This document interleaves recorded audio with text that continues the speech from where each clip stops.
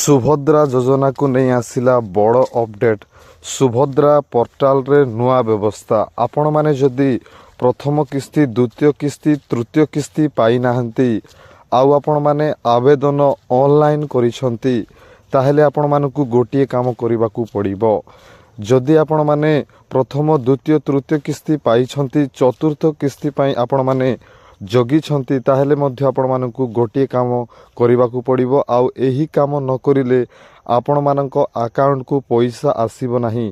OPT in କରିବା ନେଇ ସୂଚନା ଦେଲେ ଉପମୁଖ୍ୟମନ୍ତ୍ରୀ ପ୍ରଭାତୀ ପରିଡ଼ା। ଆପଣମାନଙ୍କର ସୁଭଦ୍ରା ଯୋଜନାର OPT ଇନ୍ କରିବା ପାଇଁ ପଡ଼ିବ। ଆପଣମାନେ OPT ଇନ୍ କ'ଣ ଜାଣିନାହାନ୍ତି? ଏଥିପାଇଁ ଆପଣମାନେ ଯେଉଁ ଜାଗାରେ ଆଉ ସୁଭଦ୍ରା ଯୋଜନା ପାଇଁ ଆବେଦନ କରିଛନ୍ତି, ଯେଉଁ କମ୍ପ୍ୟୁଟର ସେଣ୍ଟରରେ, ଆଉ ସେହିଠି ଯାଇ ଆପଣମାନେ କହିବେ ମୋର OPT ଇନ୍ କରିଦିଅନ୍ତୁ। ଆପଣମାନଙ୍କର OPT ଇନ୍ ହେଲା ପରେ ଆପଣମାନଙ୍କର ଆକାଉଣ୍ଟକୁ ପଇସା ଆସିଯିବ। ସୁଭଦ୍ରା ଯୋଜନା ସମ୍ପର୍କରେ ଅଧିକ କିଛି ଜାଣିବା ପାଇଁ ଚ୍ୟାନେଲକୁ ଦୟାକରି ସବସ୍କ୍ରାଇବ୍ ରଖନ୍ତୁ।